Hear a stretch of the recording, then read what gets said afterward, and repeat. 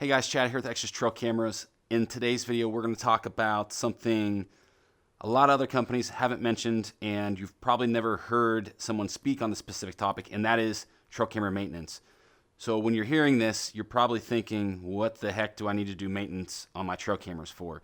But it's something that we've kind of developed over the past 5 or 6 years, and we've seen noticeable difference not only in the camera longevity, but also the performance from season to season. So if you're familiar with our brand, familiar with our content, you know that we're lucky enough to travel around the United States, talk to a lot of different whitetail hunters, a lot of guys that achieve success at a very high level. And one of the most common things that those guys, I guess a common trait that those guys have, is they're all very meticulous about their hunts and their gear.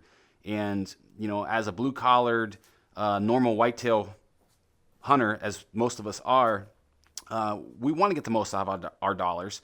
We want our gear to last longer. And typically in the off season, we are doing maintenance on our bows. We're making sure our tree stands are quiet, making sure the bolts are not all rusted up, making sure our cables are in proper working order. We're doing maintenance on our boots.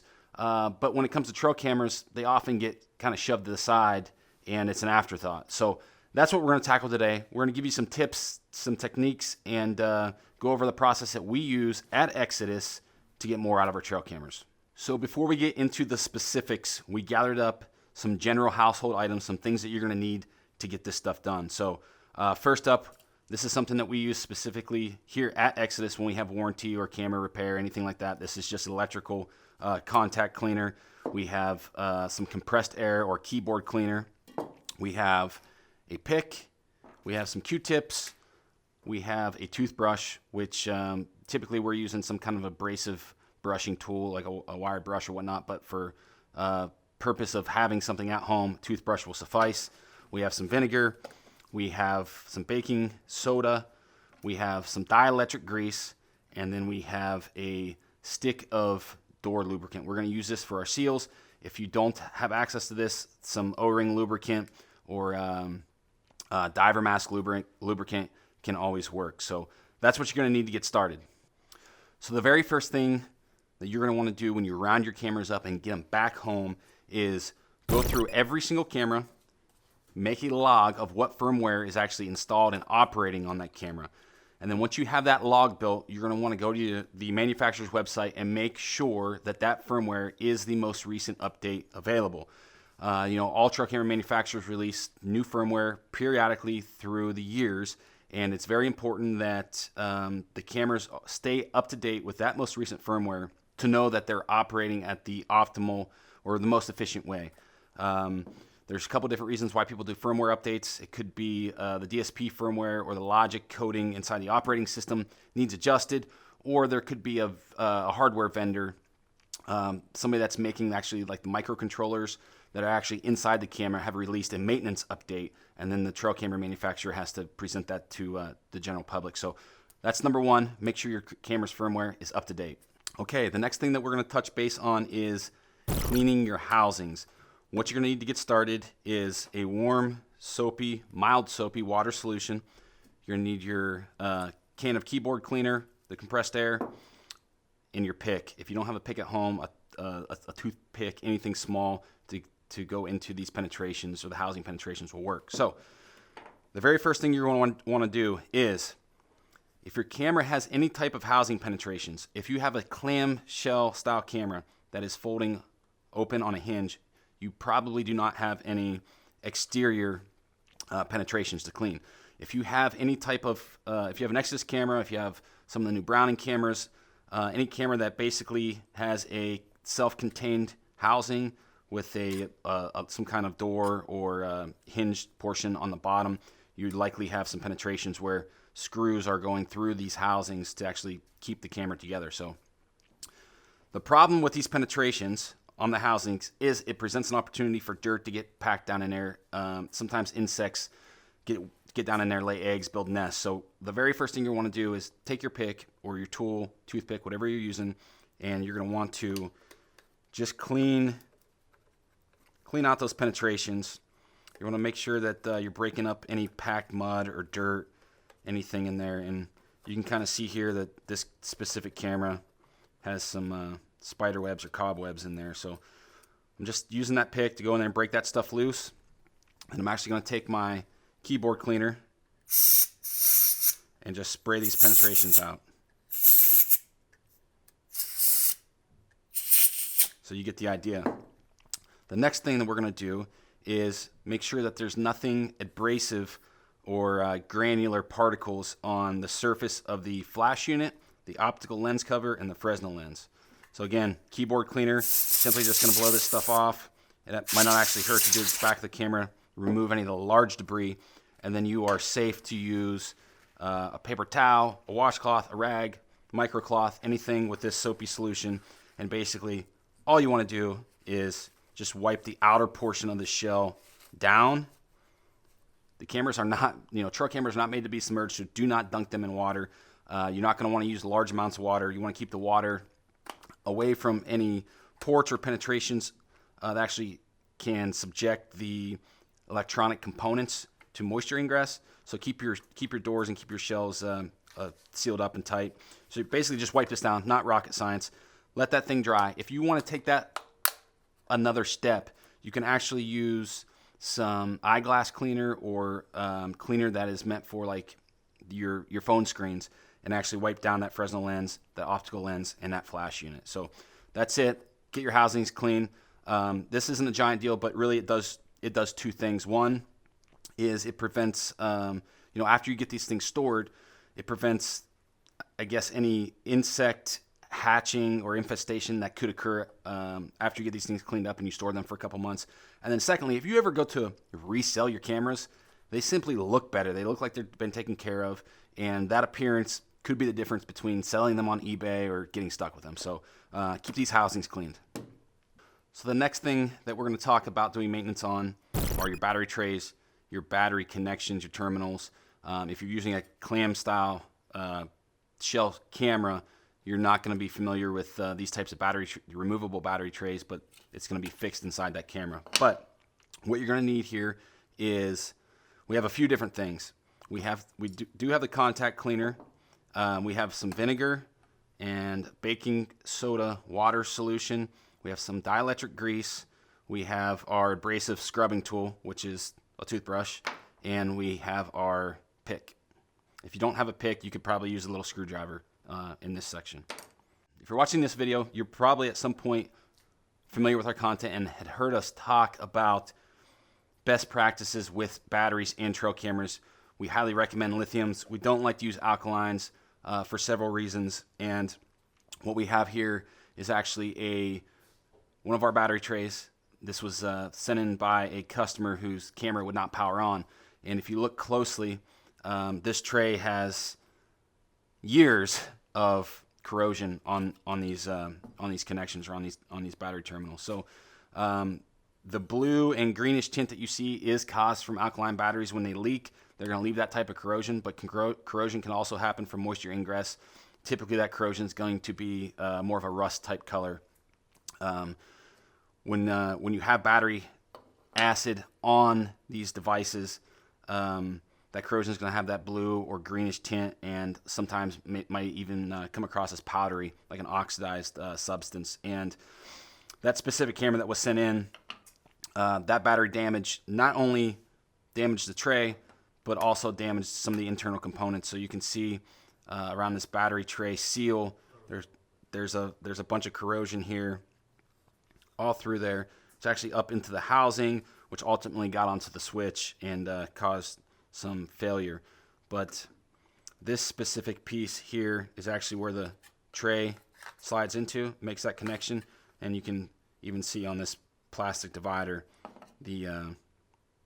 some acid had got on there and made some marks. So again, you don't have to use lithium batteries. We highly recommend it. If you're using lithium batteries, you probably never have to go through this, but if you're using alkalines, this is one thing that you're going to want to do as far as trail camera maintenance to get more out of your cameras and make sure that they're operating correctly. So if you have removable trays, there's a couple ways to go about this. One is you can simply use your abrasive scrubbing tool and mix up a baking soda water solution You could also use vinegar.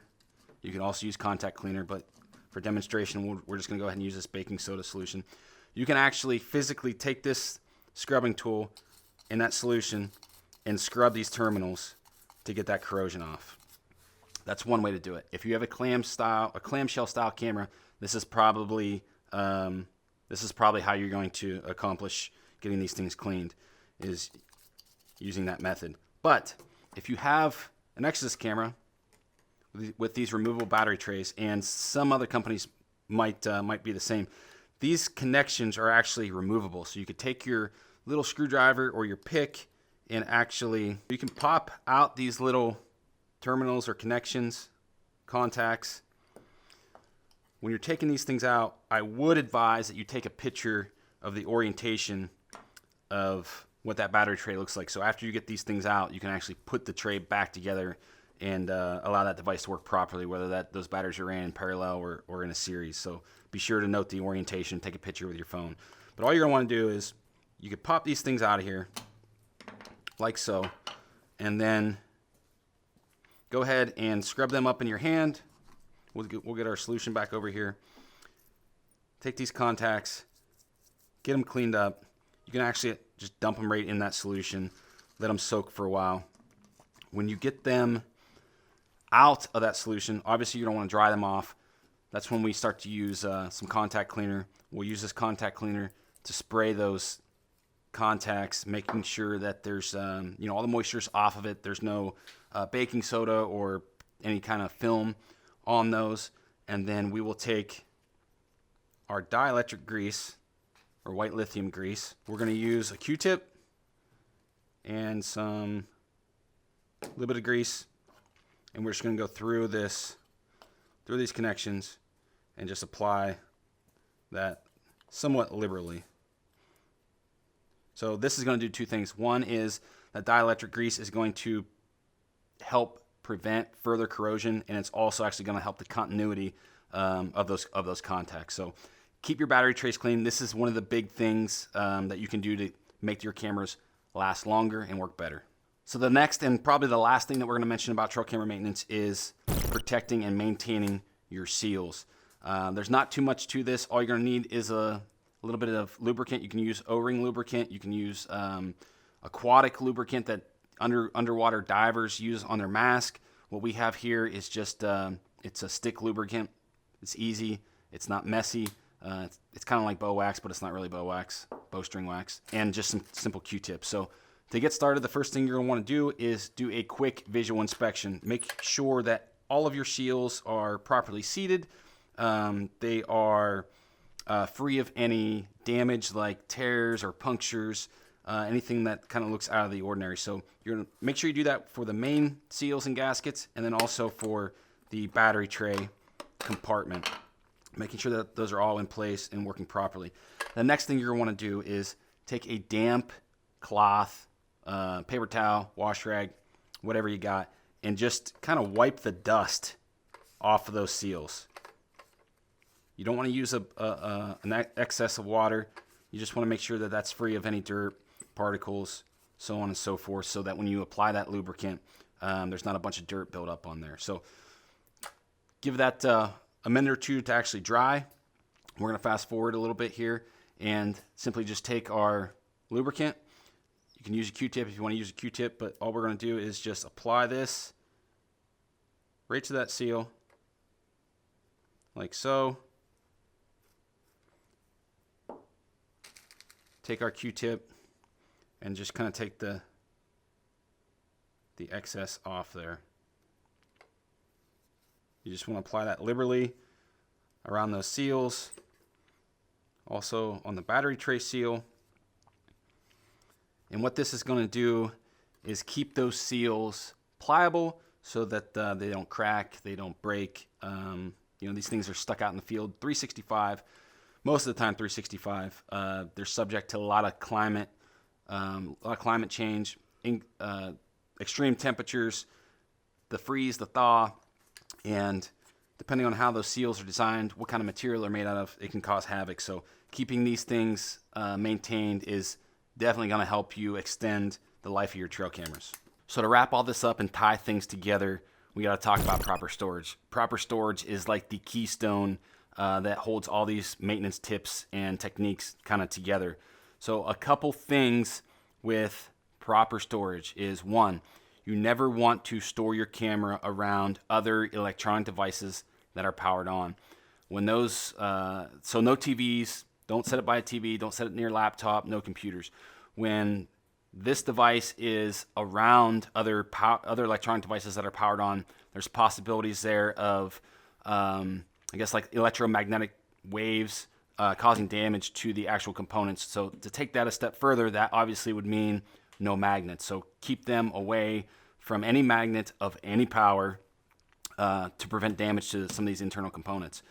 The next thing, number two on storage, is you want to keep these things in a relatively dry place at room temperature. So no basements. I tend to shy away from the garage and store these things in my office at home. Room temperature, relatively low humidity. The third thing, and could be the most important, is when you're storing trail cameras, you want to remove the batteries. You do not want to store these devices, or any device really, with batteries, internal batteries installed in the device. There's a couple of reasons for that. One reason is there's potential for those batteries to actually discharge or self-discharge, and the actual batteries, drain themselves, and then you're out, a couple dollars or $8 if you're using lithiums or whatever. So you're out the cost of the batteries. But if those batteries decide to do that, if you're using alkalines, there's a possibility they could leak, and then you're causing damage to the camera, which you just went through these maintenance processes to make sure that they were in good working order. You don't want to have to go through that again after you remove them from storage. So no batteries in your camera. And what we like to do is store these things in our original box. If you don't have a nice fancy Exodus box, you should probably buy an Exodus trail camera just for that. Just kidding. If you don't have a box, a plastic Ziploc bag will certainly suffice. All we do is stick these cameras in a box or Ziploc bag or whatever you're using. We use these silica packs that come with our cameras. We put them in the box. And what that's going to do is draw any moisture that's potentially in the box or in your Ziploc bag. If you don't have those silica packs, you could buy them pretty cheap on Amazon, eBay. I think you can actually get them at Home Depot. Or you could just use a handful of rice. Does the same thing.